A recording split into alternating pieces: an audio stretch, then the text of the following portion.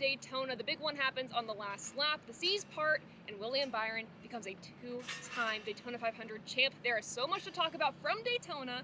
Let's get to it.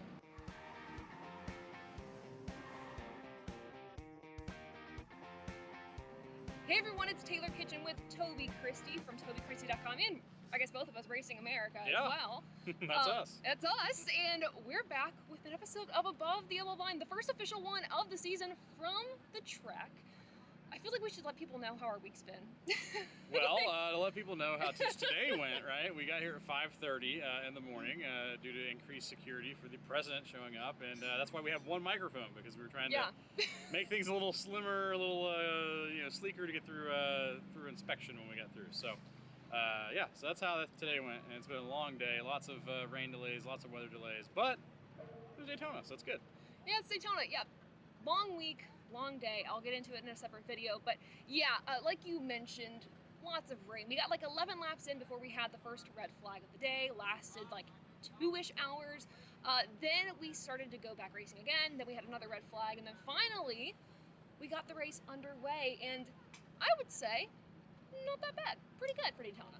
Yeah, I mean, I think, honestly, we saw great action throughout the whole day. Even the parts where they were kind of doing the whole fuel-saving thing we've been seeing in recent years, the next-gen car, I felt like it was better racing than what we had seen some of those times. So I feel like it was pretty good overall. And then once they decided to really go for it, it was insane.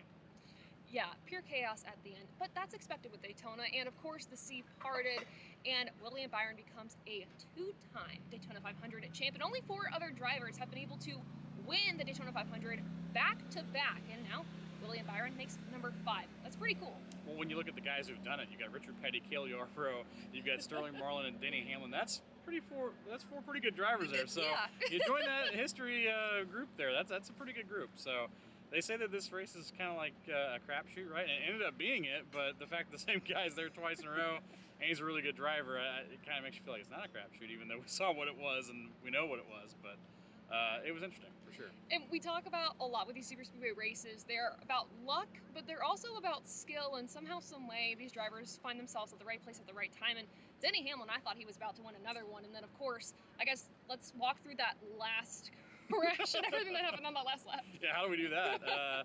No, I'm right there with you. I thought the move he made, because he made several moves in turns 1 and 2 trying to get around Cindric.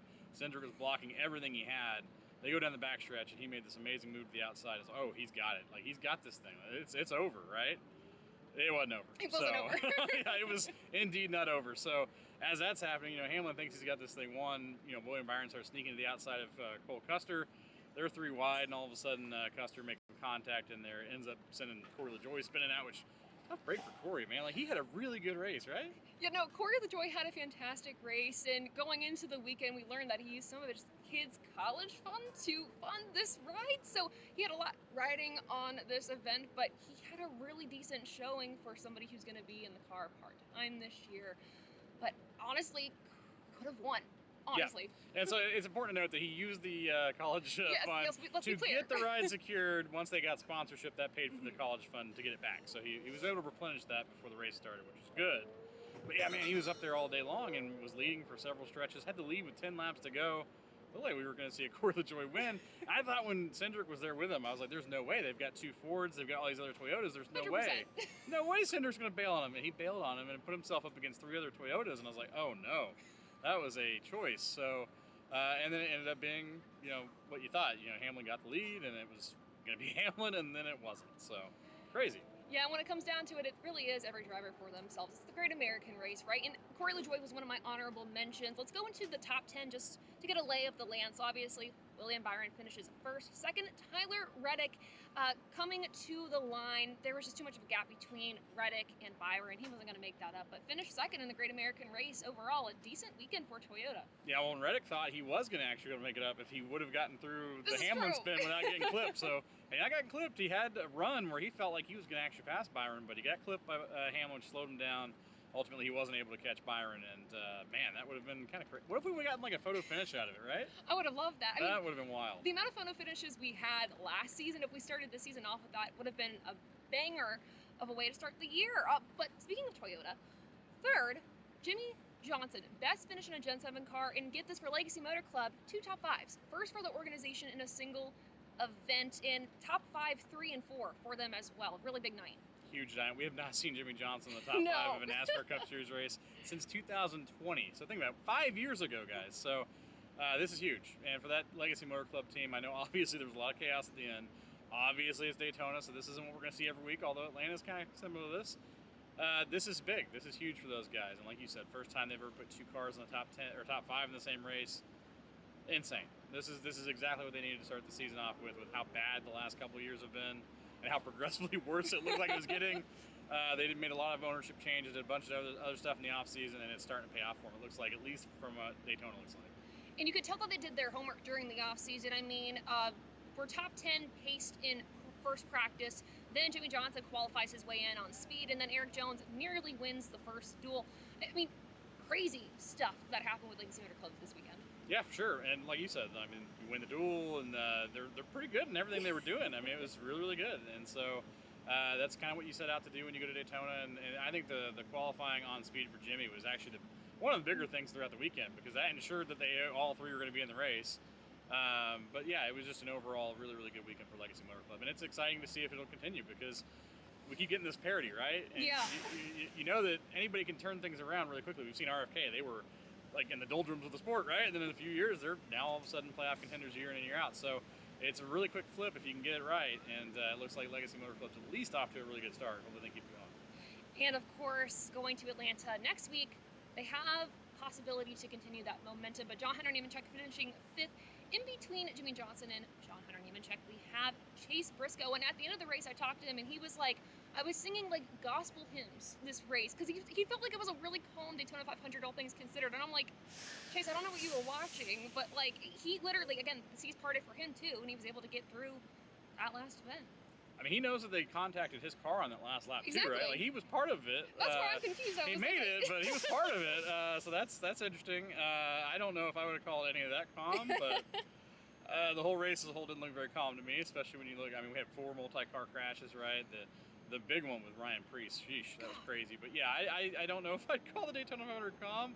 Maybe it was from behind the wheel of his car, but that is very interesting. But a really good run to start his tenure there at Joe Gibbs Racing, because yeah, that's a hot seat that he's on right there. Because you're like, man, I'm going to the seat of Martin Truex Jr. And this is a kind of a prove it kind of deal. Like, he's had the time at Stewart-Haas Racing, had okay results, won a couple races, but it wasn't ever really setting the world on fire. So this is a chance to kind of show what he can do in top tier equipment, and starts off on a decent note.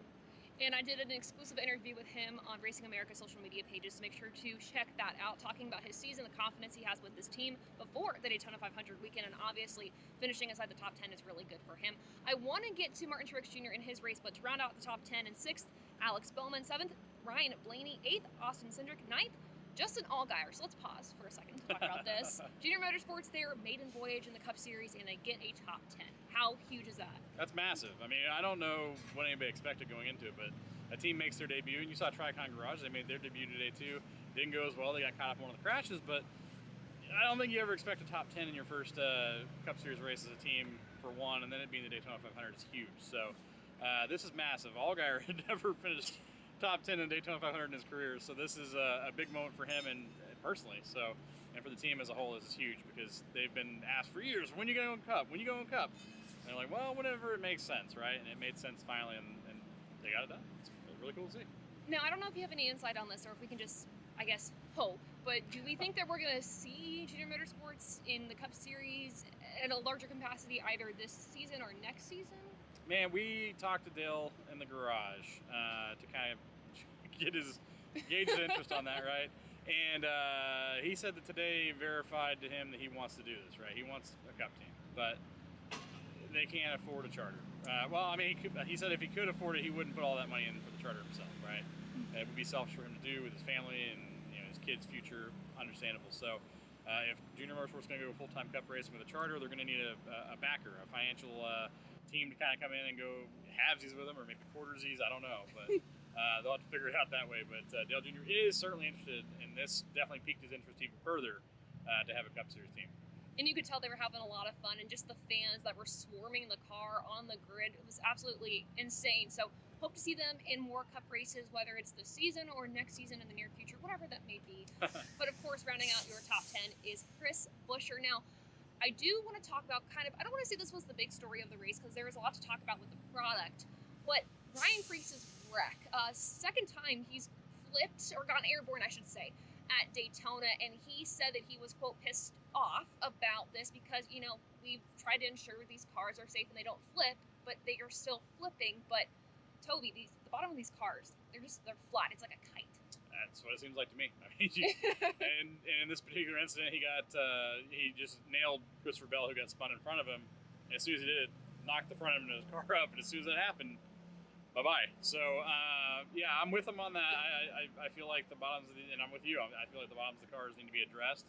I don't know if that's putting, like, inlet holes where it can shoot air out or something, but on the broadcast, like, well, it's so weird the roof flaps aren't going. Well, yeah, car doesn't know there's any kind of disturbance because the air's not ever getting inside the car. It's hitting the bottom pan, and the car's just flying away. So, that needs to be looked at for sure.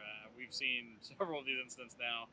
Every time they throw like a different roof rail or something different, we fixed it. And maybe, yeah, sure, the next race it won't flip, but then sure enough, it flips. It's going to flip. And I wouldn't have such a big deal with it because we've seen flip for years, right? That's not something new, but these are some drastic flips. Like the contact he was hitting with, it was hard. Like, it flipped straight over, down onto the roof, skidded all the way up into the wall, and flipped back over. It was just very violent. So, and he even said this crash was harder than the one that everybody was so freaked out about 2 years ago. So, so crazy stuff.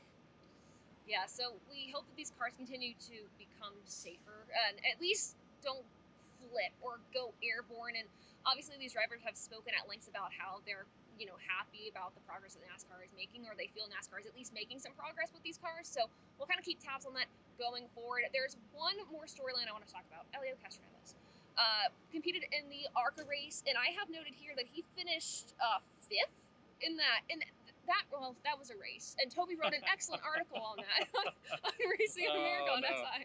No. Yeah, that was my creative freedom piece of the week, I guess. So it was the point of the weekend where it was like, okay, I've seen a lot of stuff right now. Let me just throw something down on paper. So it was pretty good. Give it a read. It's good. Yeah, give it a read. But yeah, Elio finished fifth in that race, and then unfortunately for the 500 for him, didn't go as well. Was caught up in that incident with Martin Truex Jr. On lap 71. So an early end to his day, but wanted to make sure to at least mention him as he did attempt the Great American Race. He also got nailed by his teammate Ross Chastain. They embraced over at the care center, and yeah. Elio came up to Ross, gave him a hug. He's like, teammates, and then it was funny. We're talking to Ross, and he's like, man, I hit Elio so hard that I tasted the Frosty because he's sponsored by Wendy's. So yeah, at least they had fun with it. But he indicated that he had a great time in his NASCAR Cup Series debut, and actually said he's interested in doing more NASCAR Cup Series races, especially on road courses. So we'll see how that goes in the future. I'm sure if he wants to do it, he'll be back. I mean, why not, right? I mean, he's a very quick learner, and we even saw this during the ARCA race, like how he was trying to work in the draft when he came into this weekend being like, I don't really know how to do that. He did the Daytona test for ARCA, but he was like, I just need more time, and then, you know, some practices got rained out, so we were like, is he going to be prepared? But he figured it out pretty quickly, so I do hope that we see him in the future at more of these NASCAR races in the car, of course. Get into our race rating, above or below the yellow line. To close this video out, what would you rate it and why? 56 lead changes, 15 leaders, 8 cautions. We had a couple of rain delays. A lot of fans stuck it through. I got to meet some really cool people while we were down here, so that kind of sways a little bit for me, even though people at home don't see that part of it. I'm going to go above the yellow line. It was a really good race. You had the chaotic finish at the end, which some people aren't going to probably like. But overall, I feel like it was a good Daytona 500. Yeah, for me, this felt like one of the more solid Super Speedway type of races that we've had with this Gen 7 car. Yes, I did see some comments on social media where it was like, the middle of this race was a lull and we were going 3 wide. I'm like, yeah, because we're conserving fuel. That's just the age that we're in with these Super Speedway races. But again, the number of lead changes that we had, impressive. The way these drivers kind of navigated the rain delays and things like that. I mean, overall, it was a fantastic race, definitely above the yellow line, and I'm going to say like 70%. I feel like that's like my base number to kind of start the season, and of course, as you all know, I change my numbers as the season goes along. But I think a 70% to start the NASCAR season for 2025 is pretty good. But 70%, huh? Yeah, would you not give it a 70%? I'd say like 84. I'd go 84. Yeah, I'll go 80. Oh, now you're okay. Yeah. Sure. Okay, I'm gonna give it an 80%. I'll give it an 81. Let's see what happens. Let us know what you guys think. Yeah, let us know what you guys think in the comments below. With that, we are done with our very first full episode of Above the Yellow Line right here from Daytona International Speedway. Make sure to give us a follow and follow us on all social media platforms. And of course, visit TobyChristie.com and Racing America on SI and RacingAmerica.com for more wonderful motorsports coverage. From myself, Taylor Kitchen, and Toby Christie. Thanks so much for tuning in, and until next time, we'll see ya. Bye.